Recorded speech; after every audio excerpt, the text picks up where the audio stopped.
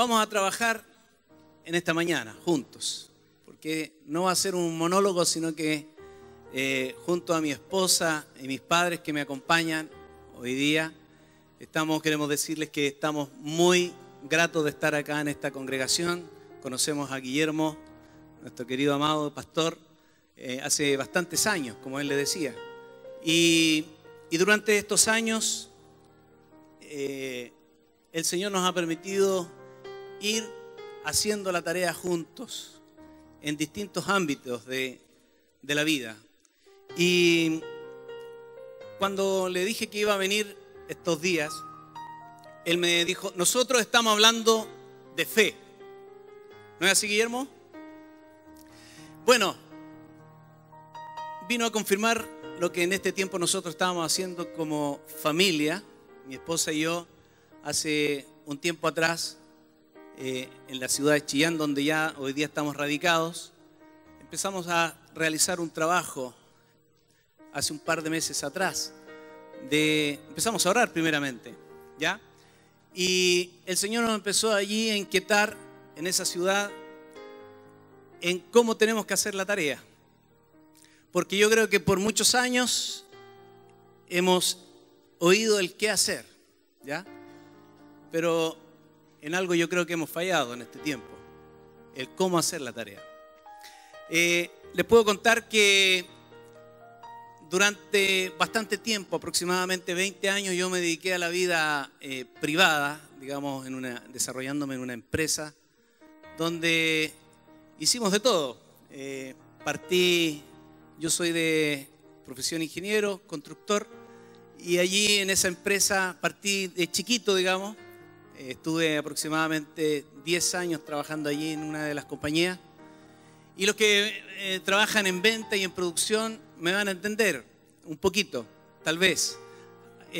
Una empresa se mide por el nivel de productividad, ¿no es cierto? ¿Sí? Entonces, nosotros partimos en esa empresa, yo particularmente partí en esa empresa cuando facturaba o se vendía aproximadamente 2 millones de dólares, que vienen a ser aproximadamente hoy día, aproximadamente como 1.000 millones, 1.200 millones de pesos, por ahí para que ustedes el dólar está creo a 600 pesos por ahí, o sea, sería 1.200 millones de pesos. Y cuando me retiré de la empresa, terminamos facturando, 10 años posterior, terminamos vendiendo aproximadamente 20 millones de dólares. ¿Qué significa eso? Que mucha plata, dice. Fueron como 12.000 millones de pesos. Ese crecimiento, que fue casi exponencial, fue 10 veces el inicio hasta el término. Fue todo un proceso. Porque, si bien es cierto, había mucha productividad, pero teníamos un problema. ¿Saben cuál era el problema? Que producíamos mucho, pero de baja calidad. ¿Qué significa eso? Nos dedicamos a construir viviendas, edificios, y muchas veces teníamos que rehacer cosas, reconstruir cosas. Era un proceso una vorágine, digamos, de constructiva, pero cometíamos muchos errores. Y durante todo este proceso de aumento de productividad, Dios me habló un día. Yo le decía, Señor, me gustaría que lo que producimos sea bueno, sea de buena calidad. Y yo le decía, Señor, pero tenemos todo escrito el qué hacer, cómo ejecutar la obra. Y Dios me dijo, te falta algo. Y yo le dije, ¿qué, Señor? Y Él me dice, te falta el cómo ejecutar la obra. Nosotros cometíamos muchos errores en el proceso constructivo porque la gente no sabía cómo ejecutar la tarea. Entonces, al término, digamos, de mi función de esa empresa, terminé generando un manual de procedimiento que hablaba, no tan solo estaba escrito allí cómo hacerlo, sino que permitía que las personas que ejecutaran el trabajo tuvieran un tutor al lado de cómo ejecutar la tarea. eso nos llevó a aumentar no tan solo la productividad, sino que a hacer la tarea bien hecha. Y esto me hizo reflexionar en la vida de iglesia, en la vida que nosotros particularmente ejecutamos como tarea y el encargo que el Dios nos hizo. Y sin decirle nada, ayer nos anduvimos generosamente, Guillermo nos anduvo paseando por Arica y él me contaba un poco, y yo decía, Señor, tú estás confirmando la palabra. Él me contaba que tiene muchos anhelos aquí. Yo creo que esos sueños han llegado el tiempo de cumplirlos, queridos hermanos. Dile que está a tu lado, es tiempo de cumplir nuestros sueños. Es tiempo, llegó la hora. Porque cuando ayer me hablaba Guillermo que ustedes tienen un proyecto aquí de construcción o en otro lugar, Dios quiere prepararlos para ese tiempo. Viene un tiempo más profundo que no es tan solo qué hacer, porque ustedes tienen muy claro qué hacer.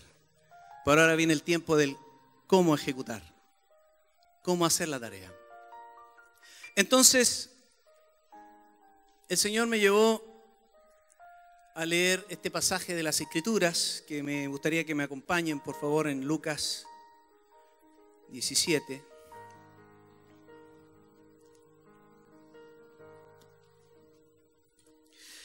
Y voy a leerlo rápidamente para que ustedes... Vamos a trabajar bastante con la Escritura, así que voy a redimir el tiempo. Dijo Jesús a sus discípulos, imposible es que no vengan tropiezos, mas hay de aquel por quien vienen. Mejor le fuera que se le atase al cuello una piedra de molino y se la arrojase al mar que hacer tropezar a uno de estos mis pequeñitos. Mirad por ustedes mismos. Si tu hermano pecare contra ti, repréndele, y si se arrepiente, perdónale. Y si 7 veces al día pecare contra ti, y 7 veces al día volviere a ti, diciendo me arrepiento, perdónale. Esa es la tarea. Verso 5, y quiero que usted aquí ponga el máximo de atención. Dijeron los apóstoles al Señor. ¿Qué le dijeron? Aumentanos la fe. Entonces el Señor dijo, si tuvieres fe como un grano de mostaza, podrías decir a este sicómoro, desarráigate y plántate en el mar, y te obedecería. ¿Quién de ustedes, teniendo un siervo que ara o apacienta ganado, al volver él del campo, luego le dice, pasa, siéntate a la mesa? ¿No le dice más bien, prepárame la cena, cíñete y sírveme hasta que haya comido y bebido, y después de esto come y bebe tú? ¿Acaso da gracias el siervo porque hizo lo que se le había mandado? Pienso que no, dice Jesús. Verso 10, y pongo énfasis, dice, así también ustedes, cuando hayan hecho todo lo que les ha sido ordenado, decid, siervos inútiles somos. Aquí leamos todos juntos. Pues lo que debíamos hacer, hicimos. Bendito sea el Señor por esta palabra. Dice, yo aquí voy a ir guiándome con una introducción que dice, mire, por muchos años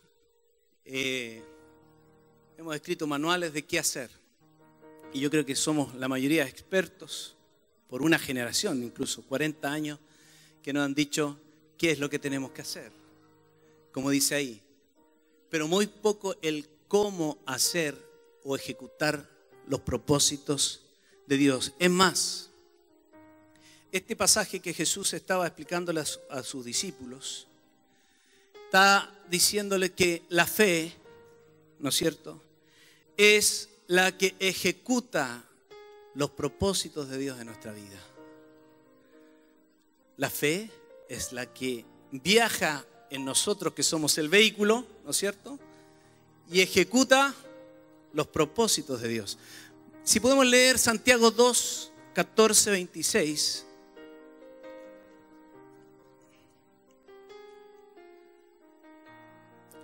Santiago 2.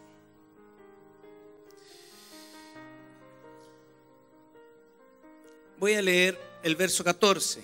Dice: hermanos míos, ¿de qué aprovecha si alguno dice que tiene fe y no tiene obras?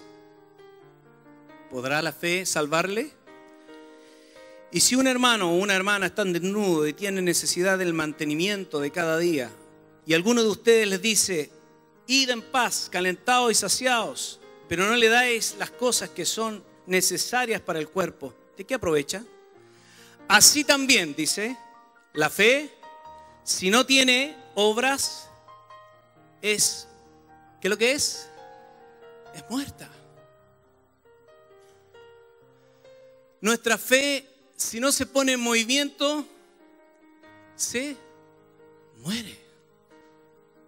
Se muere. Y cuando nosotros tenemos claro el qué hacer, pero no sabemos ejecutar, ¿qué pasa? Nuestra fe se muere. Y por eso hoy día, entre nosotros, muchas veces tenemos gente errante en las iglesias o en nuestras comunidades porque no saben cómo ejecutar el trabajo. Pero bendito sea el Señor que estamos en el tiempo nuevo. Amén. Delante cantamos: viene un tiempo nuevo. Y yo creo que hoy día es un tiempo de decisión delante del Señor.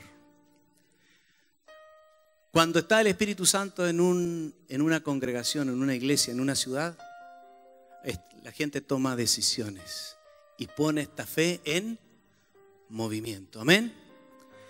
Cuando Pedro predicó por primera vez, ahí en Hechos 2, ¿no es cierto? Y se levanta y le cuenta toda esta historia de Jesús. ¿Qué dijo la gente? Pedro, ¿qué haremos? ¿No es cierto? ¿Y qué le dijo Pedro? ¿Qué es lo que tenían que hacer y cómo ejecutarlo? Por lo tanto, queridos hermanos, yo creo que viene un tiempo, como dice aquí, que vamos a escribir la historia juntos, porque nuestros pastores, líderes, nos van a entregar y nos están entregando un manual de cómo hacer la tarea. La fe va a moverse en pos de los propósitos, pero ¿quién es el vehículo de esta fe? Tú y yo. Amén.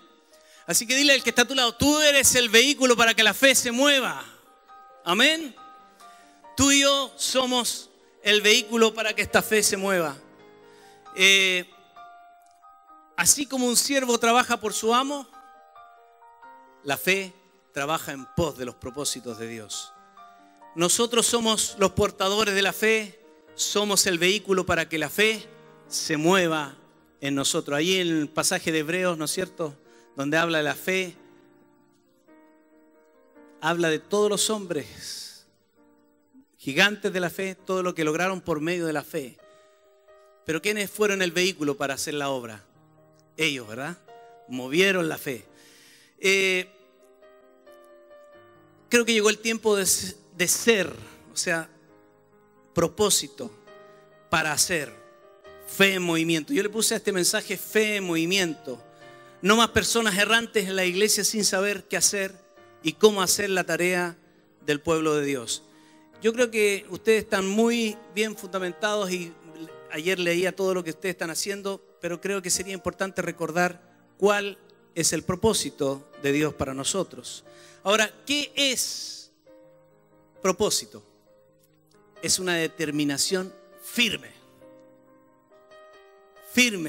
de hacer algo. Eso es propósito. Es una definición del diccionario, por si acaso.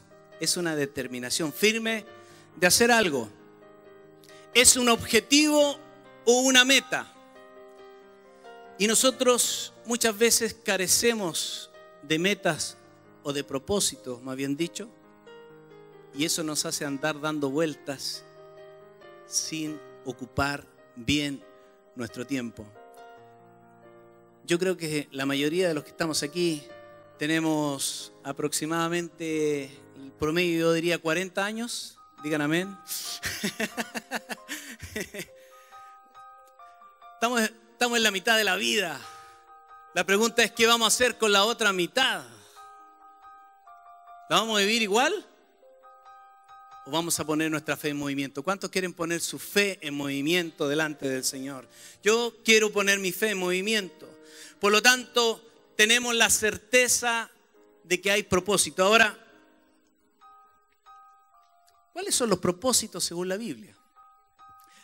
Yo creo que les hago esta pregunta y ustedes me recitan. El gran propósito eterno de Dios es tener muchos hijos semejantes a Jesucristo. Pero, ¿cómo ejecutamos esto? De 5 maneras. La primera, según Mateo, en el capítulo 22, 37 al 39, ahí tengo un error, del 37 al 39, vamos a leerlo juntos, por favor.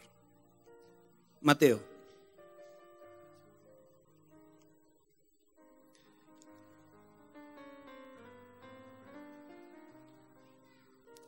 Mateo 22, 37. ¿Qué dice aquí este pasaje? Dice, voy a leer del 36, dice, Maestro, ¿cuál es el mayor mandamiento? ¿Cuál es? Amar a Dios con todo tu corazón, con toda tu mente y con toda tu alma.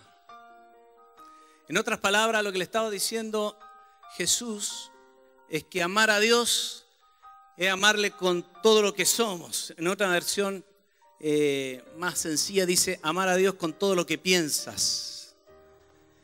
Si yo lo llevo a la práctica hoy día, amar a Dios es adorar a Dios, y adorar a Dios es la máxima expresión de amor hacia algo. En este caso, hacia alguien. Amar a Dios. ¿Cómo se traduce ese amor a Dios aquí en la práctica? Como propósito que tenemos que lograr. ¿Cómo se produce? Vamos a la práctica. ¿Es tan solo cantar aquí alabanzas? ¿Qué es más adorar a Dios? A ver, Guillermo, ¿qué es más para ti adorar a Dios, aparte de cantar alabanzas? Servir al prójimo. ¿Ya? Porque después dice que este es el primer mandamiento. Estamos hablando del primer mandamiento. ¿Cómo más puedes tú adorar a Dios? Obedeciéndole. ¿Ya? Y en específico. Obedeciendo su palabra, estableciéndola acá en el reino, en la tierra, aquí en la tierra. ¿Cómo tú honrarías a Dios, querido hermano? ¿Cómo adorarías a Dios? Fuerte. Sirviéndolo, ¿ya? Dice aquí este pasaje, dice, amar al Señor con todo lo que tú eres. Yo fui a la práctica. Cuando estoy sentado al computador, en la internet, tengo 2 posibilidades. Yo le digo a los jóvenes, yo trabajo mucho con jóvenes, tienen la posibilidad de pinchar el anuncio, ¿no es cierto?, que te aparece al lado, www, ¿no es cierto?, XXX, o tengo la posibilidad de elegir al lado la Biblia. O cuando me dan vuelto de más, tengo 2 posibilidades. ¿Me lo guardo o lo devuelvo? O cuando voy a mi trabajo, ¿no es cierto?, y entro a las 8 y el libro dice, son las 8:30, pero coloco las 8. ¿Cómo puedo adorar a Dios entonces? Con todo lo que soy, con todo lo que tengo, con todo lo que pienso. Amén. ¿Cuál es el primer propósito que tenemos que lograr nosotros entonces? Es amar a Dios por sobre todas las cosas. Y dice el verso 37, y Jesús le dijo, amarás a Dios el Señor con todo tu corazón, con toda tu alma y con toda tu mente. Este es el primero y gran mandamiento. Y el segundo es semejante. ¿Qué es semejante? ¿Hay algún matemático aquí? ¿Quién estudia matemática, alguna ingeniería? A ver, ¿hay algún matemático aquí? ¿Sí? ¿Qué es lo que es igualdad? ¿Cuántos se acuerdan de las matemáticas? Una rayita arriba y otra abajo, ¿no es cierto? Eso es igualdad. ¿Y cuál es la semejanza? Era una rayita arriba, otra más abajo y una S arriba. ¿Se acuerdan?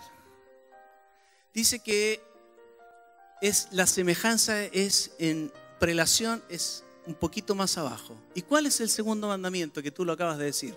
Amar a tu prójimo como a ti mismo.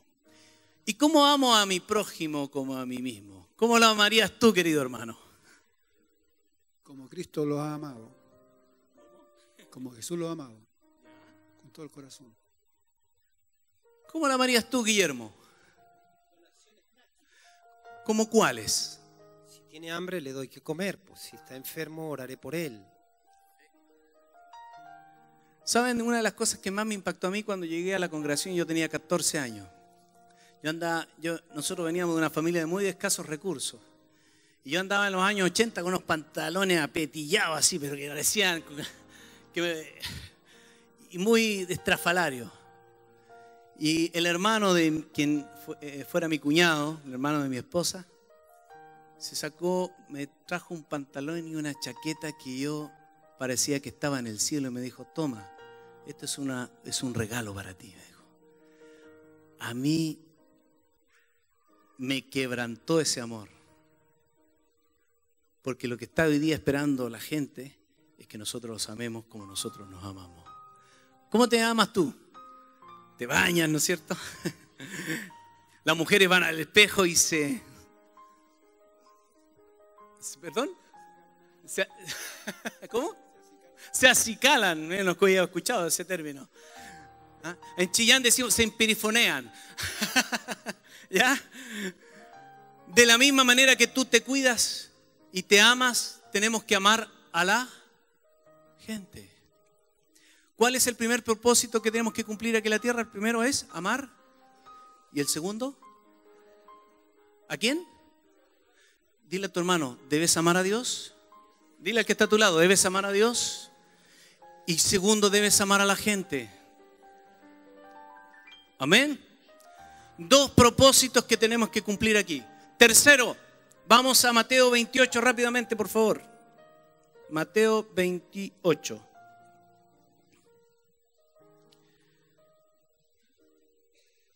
Mateo 28. Del 18 al 20. Dice, Jesús se acercó y les habló diciendo, toda potestad me es dada en el cielo y en la tierra. Por lo tanto, ¿qué dijo aquí? Vayan. Primero, vayan. Segundo, hagan discípulos a todas las naciones, bautícenlas y enséñenlas. Aquí hay, queridos hermanos, 3 metas, 3 propósitos que nosotros tenemos que cumplir, aparte de los 2 anteriores, que eran, primero, de nuevo, y segundo, amar a la gente. Pero Jesús, a través de esta palabra, nos encomienda 3 propósitos, 3 metas más que tenemos que lograr hacer aquí en la tierra, que es, primero, ir a la gente. En Mateo 28, ¿no es cierto? Ese ir, lo hemos escuchado por muchos años. Yo trabajo, como les dije, mucho con jóvenes y tratamos de simplificar estas palabras. Ir, que está en un imperativo. ¿Qué significa eso? Que es una orden, es un mandamiento. Yo lo traduje junto a un grupo de hermanos, algo muy sencillo. Ese ir se traduce en reconciliar a la gente con Jesucristo. Ese ir que está allí es simplemente ir en pos de la reconciliación. Ahí vamos a hacer un poco de actuación. Vamos aquí. Marco, por favor, permíteme, hermano querido. Ven conmigo. Vamos, esto es solo un supuesto, ¿ya? Vamos a suponer que nuestro querido hermano le pidió 100 lucas a él aquí. Es solo coincidencia, ¿eh? Por favor, ¿ya? Entonces, mi querido hermano va y le pide las 100 lucas. Préstame 100 lucas, Marco. Y Marco se la pasa. Ya está bien, pero págamela. Ya, ok.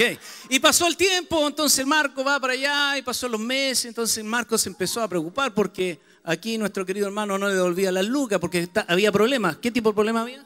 No me pagaron. No le pagaron, entonces el Marco estaba medio enfadado. ¿Y qué decía el Marco? Por lo menos que haya una explicación. Sí, porque hay una explicación. Entonces, ¿qué dice la gente? Que tiene una explicación y acá no pasa nada y seguía endeudado. ¿Y qué vamos a hacer? Es que da vergüenza, ¿o cómo le da explicación?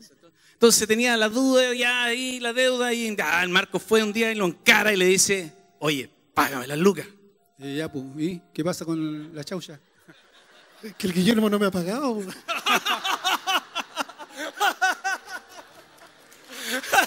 Solo coincidencia, ¿eh? Nada más. Ya, entonces aquí ya se acabó la mandada y le dice, no, sé que tienes que pagarme las lucas. Ya, salta con los... Salta con las lucas, dice. Entonces, en definitiva, se pelean. Sin las manos, por favor, ¿ya? Se pelean, se enemistan. Dame un tiempo por lo menos de espera. ¿Te parece poco 12 meses, viejo? Aquí está fluyendo la imaginación. Entonces, en definitiva, aparece Guillermo. Willie Castle entra en acción.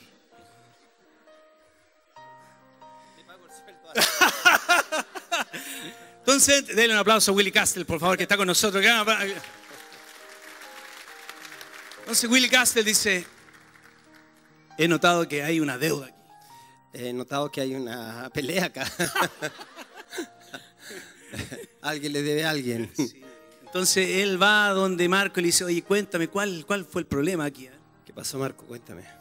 Bueno, le presté dinero a Aníbal y no lo he devuelto. Cáspitas. Entonces va donde nuestro querido hermano acá y le dice, cuéntame, ¿qué pasó? Aníbal, ¿qué te pasa? ¿Por qué tienes así a Pastor Marco? Lo que pasa es que yo... No es para reírse. Lo que pasa es que yo le pedí prestado, sí, yo le voy a pagar, pero no he podido pagarle porque por las cuentas y otras cosas que se han presentado. O sea, Aníbal hay una deuda que no puede pagar, ¿no es cierto? Entonces, Guillermito saca su mejor chequera. ¿Tiene chequera? A veces. A veces. Saca un cheque, lo hace, ¿cierto? Y va donde Marco. Y le dice, ven Aníbal, vamos. Ven Aníbal, vamos. Marco, mira, este cheque que está acá, por favor anda a pagarlo a Falabella. Ah, no. No, es la deuda que te debe mi amigo Aníbal. Queda saldada. Queda saldada. Ya te conforme, está con los intereses incluso. Y te pido que lo perdone a él. Y que te reconcilies con él. Y que te reconcilies con él. Y dale un mejor abrazo. Dale el mejor abrazo. Y queda pagada la deuda. Denle un aplauso a estos tres actores maravillosos. De la misma manera Jesucristo, amados queridos, lo hizo con nosotros. Teníamos una deuda que no podíamos pagar. Dile al que está a tu lado, tenías una deuda que no podías pagar. ¿Cómo no va a ser una buena noticia lo que hizo el Señor de pagar nuestra deuda? Yo le daría un tremendo aplauso a Él. A Él. ¿Cómo no va a ser una buena noticia evangelizar, ir en pos? Porque evangelizar es reconciliar a la gente con Dios a través de Jesucristo. Amén. Por eso se llaman buenas noticias. ¿Lo crees? Somos portadores de una buena noticia. Cuando vamos y reconciliamos a la gente, luego de eso, me voy a saltar aquí. Estamos, por amor, denme un segundito, amar a las personas, reconciliar a las personas. Este evangelizar es llevar la buena noticia. Es, como dice ahí, contar el gran acontecimiento de Jesucristo. No traigamos a la gente aquí a este lugar porque cantamos bonito y porque bailamos y porque nos amamos. Traigamos a la gente aquí a este lugar porque le tenemos una buena noticia, que Jesucristo pagó toda nuestra deuda en todos nuestros pecados. Amén. Bendito sea el Señor. Por eso vamos a traer gente a este lugar para celebrar el gran acontecimiento del Señor. No dejemos de hablar de ese Cristo que fue allí eterno, que habla la Escritura, ese Cristo que fue profetizado, ese Cristo que se hizo hombre, ese Cristo que murió, que resucitó y que fue exaltado y lo ha hecho Señor y Cristo, el Padre. Amén. Hagamos eso. Ese sea nuestro mensaje. No nos encapsulemos tan solo en contarle a la gente lo que hizo Dios con nosotros. Hay un mensaje mayor, que Él pagó por nuestra deuda. Dice después de eso, vayan y ¿qué dice? Bautícenlos. ¿Qué es para ti, querido hermano, el bautismo? ¿Qué fue? Un nuevo nacimiento. ¿Bien? ¿Qué más? ¿Tú eres bautizado? ¿Tú eres bautizado? ¿Qué fue para ti el bautismo? Un nuevo comienzo. Querida hermana, para ti, ¿qué fue el bautismo? Un nuevo comienzo. Para ti, ¿qué fue el bautismo? ¿Sí? Renacer, el morir ella y renacer. Para ti, querido padre. Hombre, y viene una nueva. Y nace un nuevo hombre, ¿ya? Hay otra por allá que dice el ala norte, ¿nortes? ¿Qué dicen por allá? ¿Qué es el bautismo? Volver a vivir, ¿ya? ¿Qué más? Una nueva oportunidad. Aquí la del medio atrás, ¿qué dicen que es el bautismo? Morir para uno, morir para el mundo y vivir para Cristo, ¿ya? Dice la Escritura que quien se bautiza, uno se hace con, o sea, es como el matrimonio. Cuando yo me casé con esta linda, hermosa mujer, me hice uno con, ¿qué es lo que hay? Un compromiso. Así como dicen por ahí algunos que sabe que me quiero separar, divorciar de mi mujer porque se acabó el amor. ¿Qué le diría a usted? Tienes un compromiso. Y los compromisos se cumplen, se honran. Cuando nos bautizamos, hacemos un compromiso con Cristo y nosotros tenemos que llevar a la gente a comprometerse con Cristo y con la iglesia. Con Cristo dice que nos unimos a Él y nos hacemos con uno y también nos hacemos miembro de una familia. Por lo tanto, cuando nos comprometemos a la gente con Cristo, los bautizamos, los llevamos a definirse en qué reino está, los llevamos al arrepentimiento, los bautizamos en agua y también los bautizamos en el Espíritu, en fuego, como dice la Escritura. Pero este compromiso es el que marca el comienzo, el inicio, como lo dijeron ustedes, de una nueva vida. ¿A quién manda el Señor a bautizar? ¿A quién? ¿A los pastores? ¿A los diáconos? ¿A los líderes? ¿A quién? A los discípulos. Le voy a contar una historia. Una noche, voy a contarle una más antigua. Ustedes conocen, después les voy a decir al final quién es esa persona. Me empecé a relacionar con un hombre porque yo vendía un tiempo en la parte inmobiliaria, vendía parcelas. Entonces un hombre llegó y me dijo, ¿sabe que me gustaría ver sus parcelas? Perfecto, le dije, vamos, y fuimos en la camioneta y llegamos al lugar, le cantó la parcela. Y cuando veníamos de vuelta, yo traía música cristiana. Entonces me dice, oiga, ¿usted es cristiano? Sí, le dije, yo soy cristiano. Mire, yo soy igual que usted porque usted escucha las mismas alabanzas que yo. Entonces le dije, debe ser porque tenemos el mismo Espíritu Santo, le dije. Para hacer la historia breve, ese hombre esa noche se fue. Al día siguiente me llama.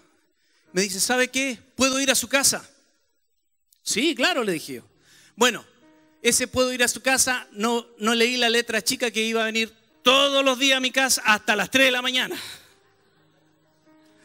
Y empezó a venir y a estar con nosotros, a estar con Aldi, les hablábamos, vino con su mujer y le empezamos a hablar del reino de Dios. Él tenía un pequeño grupo de 10 personas aproximadamente y La cosa es que lo invitamos a un campamento y ese día yo justo dejé una enseñanza del bautismo ahí encima. No fue ni siquiera adrede. Entonces él la toma y me dice, oiga hermano, me dice, ¿puedo tomar esa enseñanza y llevármela? Sí, le dije yo, no hay problema. La cosa es que yo partí más asustado donde Cristian. Le dije, Cristian, ¿saben qué? Este hermano se llevó el pedazo del libro ahí. Cristian me dice, no te preocupes, déjalo nomás, descansa, tranquilo. Yo estaba asustado porque se estaba llevando parte de la enseñanza nuestra. Entonces, y a la semana siguiente me vuelve a llamar y me dice, hermano, ¿usted sería tan amable de venir a bautizar acá a la iglesia? Yo le dije, esto va aquí, va bien, no se ve bien. Dije yo, quizás en qué me estoy metiendo. Llamo a Cristian, le digo, Cristian, ¿sabes qué? Este hermano me está llamando para que vaya a bautizar a algunos miembros de su congregación. Entonces me dice, ¿ustedes conocen a Cristian? Anda nomás, me dijo. No se preocupen, está todo bien. Entonces me dice, anda nomás, no hay problema. Y llego allá, al lugar del bautismo, en un río, imagínense, todos los hermanos, habían 10, 15 personas. Yo le digo, pastor, dígame, ¿quiénes son los que se van a bautizar? Y él me dice, yo me voy a bautizar. ¿Saben lo que pasó ese día allí? Fue tremendo. Porque este hombre había sido bautizado por aspersión y cuando leyó las escrituras y empezó a profundizar, él entendió que tenía que nacer de nuevo y lo que había vivido hasta el día de hoy, él tenía aproximadamente 45 años, estaba viendo que tenía que nacer de nuevo. ¿Y quién más se va a bautizar? Mi esposa, me dijo. Entonces, ese día, imagínense, el pastor, todo su cuerpo de diáconos y servidores, más los feligreses, y el pastor se estaba bautizando. ¿Qué les parece? Para hacer esta historia breve, después que bautizamos a este hombre, bauticé a su hijo y bautizamos a un par de hermanos más. Ese hombre se llama Gerardo Salas y Ever Salas, que ha estado con ustedes acá. ¿Se acuerdan de él? Así el Señor comenzó una obra en Coronel y hoy día son, no sé cuántos serán, 300, 400 personas. Nosotros, hermanos queridos, cuando hacemos la tarea es indudable, o sea, no podemos predecir lo que Dios puede hacer, pero dejémonos llevar por el Espíritu Santo y bauticemos a los que tienen que ser bautizados porque la obra la hace el Espíritu Santo. Amén. Así que bendito sea el Señor por esas dos personas. ¿Qué otra cosa me pasó? Una noche estábamos con mi esposa hablando del bautismo y el Señor nos llevó a una casa y estábamos esa noche hablando ahí, ya eran 10:30, 11:30, 12 de la noche y yo le dije, ¿sabes qué, querido? Le dije, se llama Ernesto él, ya es hora de irme porque yo le estaba hablando de Felipe cuando allí intercepta al eunuco, Hechos 8, y ese hombre le dice, mira, ¿entiende lo que estás leyendo? No, la verdad que no entiendo porque no tengo quien me explique. ¿Quieres que te explique? Y le explicó el mensaje. Y ese día dice que Felipe iba con el eunuco sentado y el eunuco le dice, oye, ahí hay un charco de agua. ¿Quién pide que yo sea bautizado? ¿Y qué le dice Felipe? Si crees, bien puedes. Y dice que se bautizó ese hombre, bendito sea, era un hombre de alto rango. Y Dios hizo algo tremendo y Felipe nunca más lo vio, que fue por el Espíritu Santo transportado a otro lugar. Entonces mientras estábamos eso, yo le dije, ¿sabes qué? Ernesto, ya necesito irme. Me dijo, pero ¿me puedes esperar un poquitito? Fue 2 minutos, volvió. Ya, dígame nomás. Entonces sí, yo le dije, mira, bueno, este pasaje es para que tú lo puedas meditar, podamos orar. Y con Aldi le dije, queremos irnos ahora. Entonces me dice, sí, me dice, usted no se puede ir si usted no me bautiza, me dice. Entonces, yo, un discípulo de bajo rango, no siquiera ni diácono, ni pastor, ni nada. Entonces yo dije en ese momento, tengo que llamar al pastor, dije yo. Y empiezo a llamar al pastor, 12 de la noche. No contestaba. Y le dije al hermano, mira, espérame un poquitito. Salí a la calle. Seguí llamando, seguí llamando. Señor, ¿qué hago? ¿Lo bautizo? ¿No lo bautizo? No le he avisado al pastor qué voy a hacer. Entro y le dije, ¿sabes qué? Te voy a bautizar, le dije. Y voy, era un hermano de 2 metros más o menos, 2 metros por ahí. Corpulento. Y entro al baño y era una tina de 1 metro. Entonces dije, ¿cómo lo hago? Entonces lo bauticé por presa, así, lo metí en la cabeza, después le metí en los pies, le metí hasta que lo bauticé completo. Bendito sea el Señor, porque a través de ese hombre se convirtió toda su casa, su mujer, sus hijos, y hoy día está sirviendo al Señor. Y al día, a las 7:30 de la mañana, llamando al pastor, le dije, ¿sabe lo que hice? Bauticé a una persona. Quédate tranquilo, me dijo, estáis haciendo la tarea, me dijo. Bendito sea el Señor, porque tenemos gente abierta de mente, abierta de espíritu para hacer la tarea. Amén. Así que, ¿cuál es el primer propósito que tenemos que hacer? Amar a Dios. Segundo, tercero, hacer discípulos, ir a de ellos, reconciliar a la gente. Y cuarto, bautizar. Buenos alumnos, Guillermo. Pero miren el quinto. ¿Cuál es este? El último. ¿Cuál es? Enseñar a otros. Pregunto. Enseñar que guarden todas las cosas que yo les he enseñado, dice. Hermanos queridos, enseñar. Pregunto, por favor. Voy a hacer una pregunta anterior. Ir a ser discípulo, ¿es un mandamiento? ¿Sí? ¿Es un mandamiento? ¿Bautizar es un mandamiento? ¿Y enseñar? Enseñar es un mandamiento. O sea, de todos los que estamos aquí, que deben haber unas 300 personas, cada uno debería estar enseñando mínimo a otro. Amén. Y hemos fallado, digo yo, en enseñar a enseñar. Porque sabemos que tenemos que enseñar. Nos conocemos la Biblia de papa, cursos, etc. Pero no enseñamos a enseñar. ¿Hay algún albañil aquí? ¿Hay algún albañil? ¿Algún carpintero? ¿Usted es carpintero? ¿Sabe carpintería? ¿Sabe estucar usted? No sabe estucar. ¿Quién sabe estucar aquí? Tú, querido hermano. Ven, por favor, rápidamente, sí. Por favor. ¿Cómo se llama él? Tú eres nuevo. ¿Cuál es tu nombre? Miguel. Miguel. Les presento a Miguel Ángel. Él sabe estucar, así que los que quieren hacer su casa, por favor, lo pueden llamar. Y al final del culto va a dar su... No. Él es albañil. ¿Tú sabes estucar? Perfecto. Entonces le vas a enseñar a estucar a Marco. Marco, por favor, perdóname que ven. Te prometo que no nos vamos a reír ahora, ¿no? Entonces, tú le vas a enseñar a estucar una pared. ¿Cómo se hace el estuco? A ver. Primero que nada hay que chicotear. O sea, tirar un poco de mezcla para que agarre la mezcla cuando usted se estuque. Ese es el proceso. Mojar, chicotear y después recién se estuca. ¿Cómo se hace la mezcla?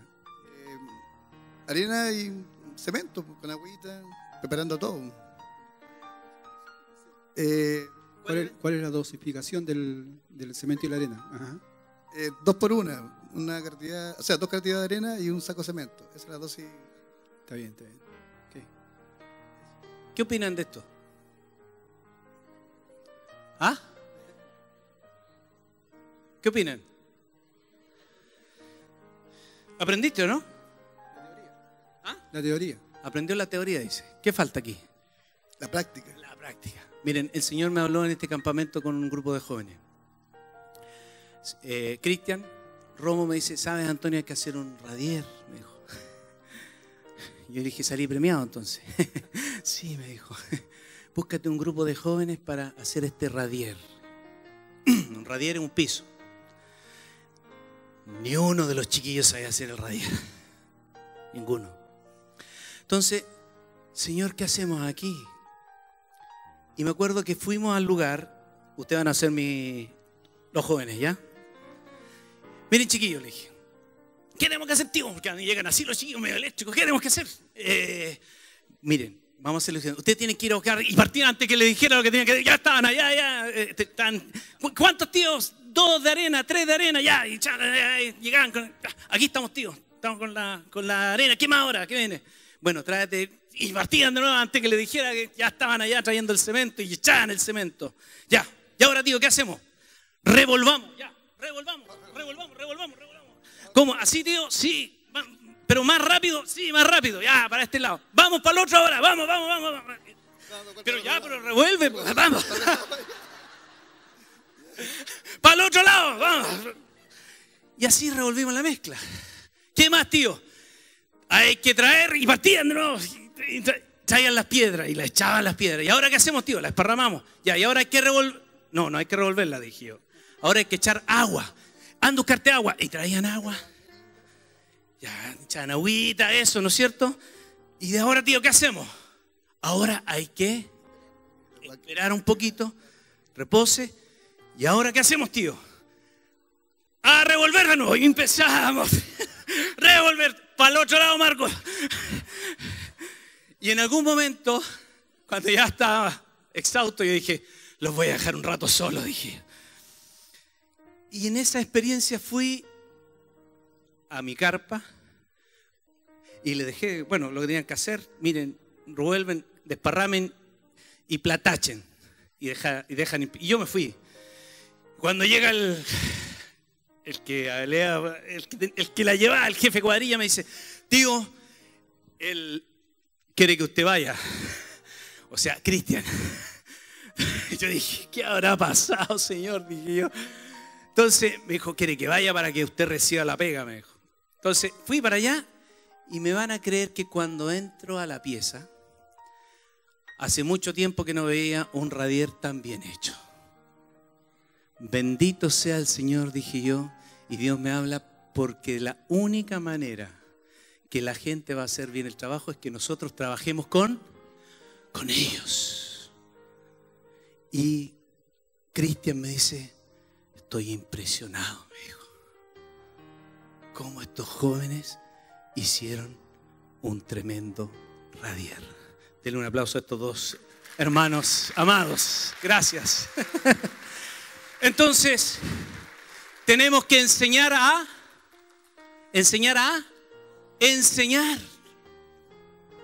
Tenemos que enseñar a otros a enseñar. Por lo tanto, es un mandamiento, se cumple la ley de la siembra y la cosecha. Si yo enseño, crece mi fe se pone en movimiento. Es el tiempo de enseñar a otros. ¿Qué enseñar? ¿Qué es enseñar? Mire lo que dice el diccionario.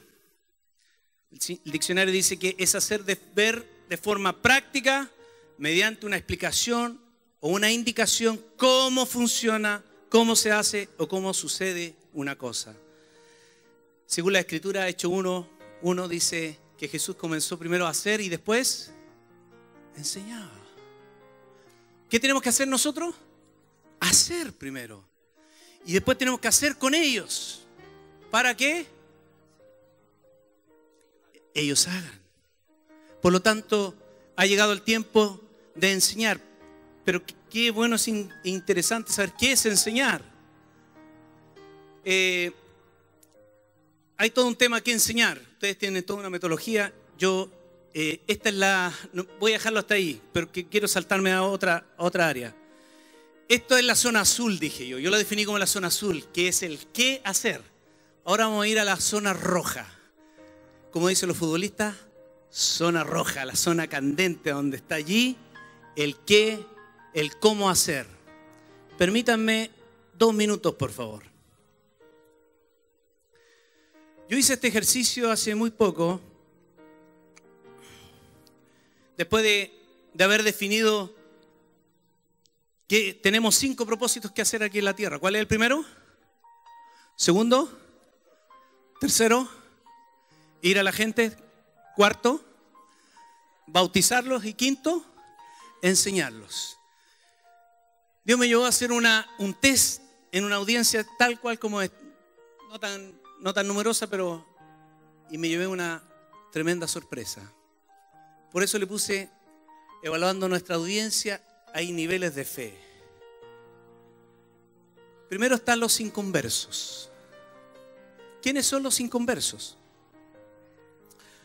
Personas que no han escuchado el mensaje de reconciliación, que están allá afuera, algunos.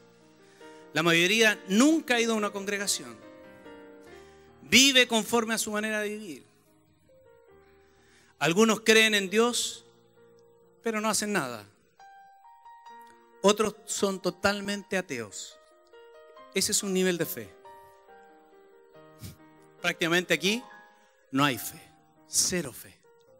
Es una fe muerta. Y hoy día tenemos gente afuera así y también adentro. Cuando digo adentro, entre nosotros. Segundo nivel. ¿Cómo le llamamos? ¿Ustedes han visto los hermanos, las personas simpatizantes? ¿Usted va a la iglesia? Sí, yo voy los domingos. ¿Y qué hace usted ahí? Nada. Pero yo voy a la iglesia. Voy todos los domingos. Y voy a los 2 cultos, ¿ah? El de las 11 y el de las 6. ¿Cómo le llamamos a eso? Porque son simpáticos. Simpatizan con todo. ¿Y cuál es la característica de este nivel de fe? Que van a la congregación o a la iglesia. No han tenido un proceso de conversión. Nunca nadie les ha hablado del arrepentimiento, de los reinos, en qué lugar está. Nadie le ha hablado del bautismo en agua ni el Espíritu. O sea, no han tenido un proceso de conversión. Y más encima, no tienen ningún compromiso ni con Dios ni con la iglesia. Pero son simpáticos, simpatizantes. Y dice que asisten regularmente a todas nuestras reuniones. Tercero, convertidos. ¿Quiénes son estos? Son los que tuvieron una conversión a Cristo, se volvieron. Convertirse dice que viene del griego de arrepentimiento, es cambio de mente. O sea, yo iba para allá y ahora voy en el lado opuesto. Tuvieron ese proceso de conversión, se arrepintieron, se bautizaron en agua, en fuego. Van habitualmente a la congregación. Son guiados por alguien. Alguien los guía, alguien los orienta. Son buenas personas. Viven la Biblia, bien portados. Como dice nuestro querido hermano, no fuman, no bailan apretados y no patean perros. Bien portados, ¿ya? Y los penúltimos son discípulos dedicados. ¿Cuál eran los primeros? Los primeros eran los inconversos. Los segundos, los simpatizantes. ¿Y los terceros? Los convertidos. Y cuarto, personas dedicadas. ¿Cuáles son las características de estas personas dedicadas? Dice que tuvieron su conversión a Cristo. O sea, también son enseñados por alguien, pero también guían a otra persona. Es un nivel un poquito, es como un peldaño más. O sea, el inconverso, el simpatizante,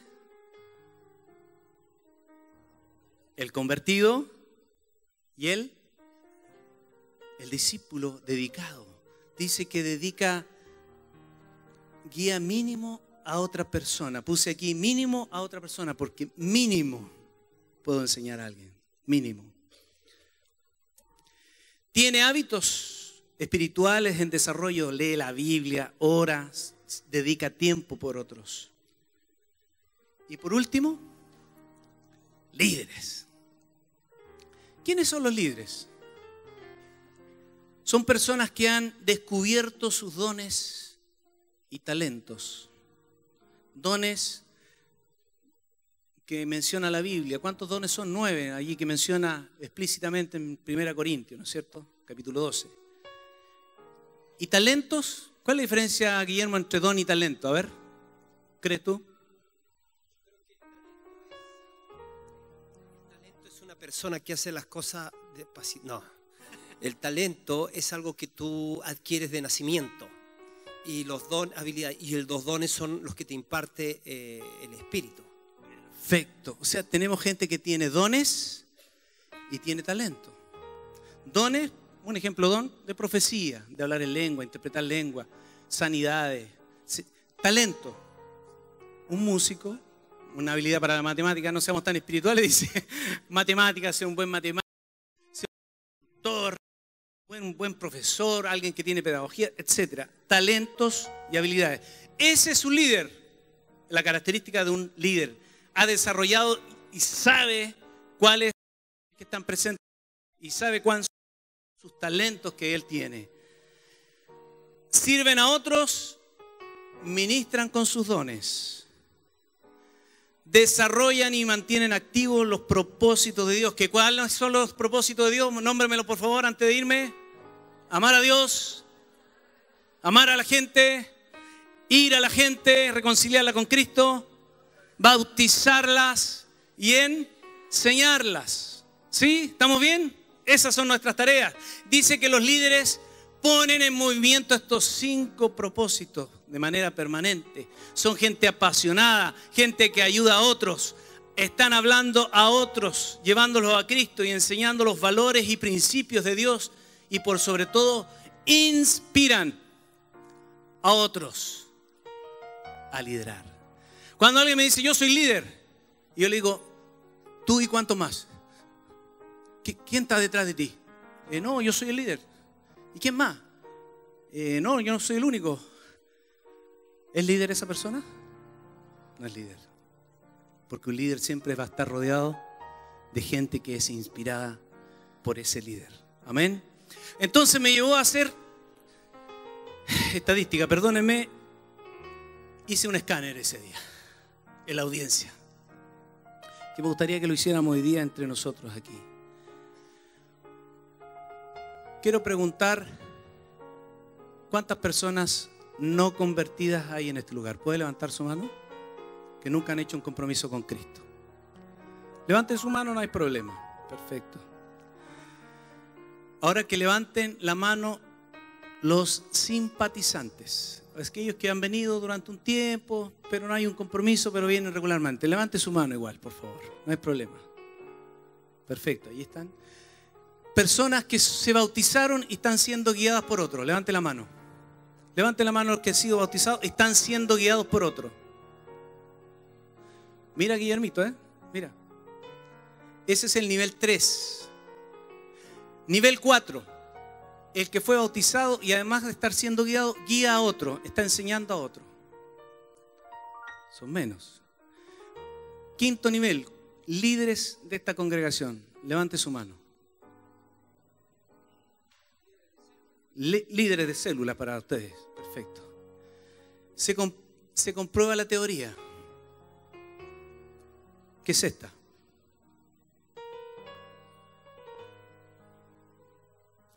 ¿Qué es eso? Estamos llenos de inconversos arriba, hay una tremenda necesidad. Un poquito más abajo tenemos los simpatizantes. Un poquito más abajo, que es el promedio aquí, discípulos que están siendo guiados por otro. Pero ya más estrecho es que aquel que está guiando a otro. Y casi nada de líderes. Y el Señor me habló a través de mi esposa. ¿A cuánto el Señor le habla a través de la esposa? Me habló el otro día. Y me dice, Antonio, para construir un edificio, ¿por qué tienen que hacer tan grande la base? Y el Señor me dice, por una sencilla razón.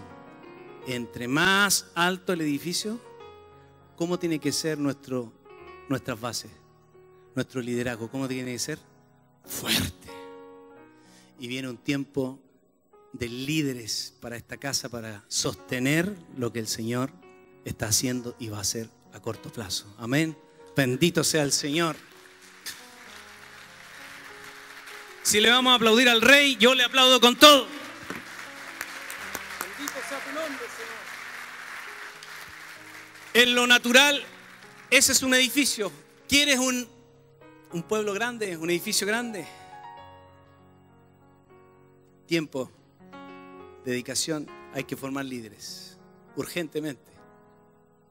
Porque si no vas a terminar como esta pirámide, sosteniendo... Voy a salir de la cámara, disculpen. Esto pasa.